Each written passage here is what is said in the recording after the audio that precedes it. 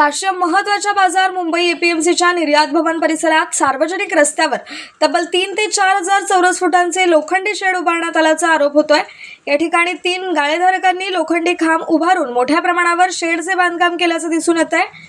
याबाबत एपीएमसीचे कार्यकारी अभियंता सुरेश मोहडे यांनी आंबा हंगामासाठी तात्पुरती परवानगी देण्यात आली होती अशी माहिती दिली।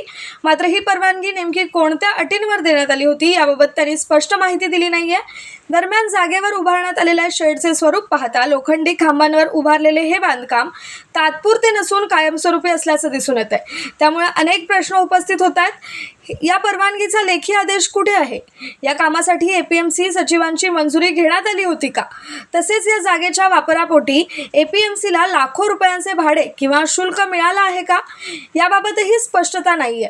आता या कथित अतिक्रमण प्रकरणात राष्ट्रीय महत्त्वाच्या बाजाराचे एपीएमसीचे अध्यक्ष आणि सचिव कोणती भूमिका घेतात?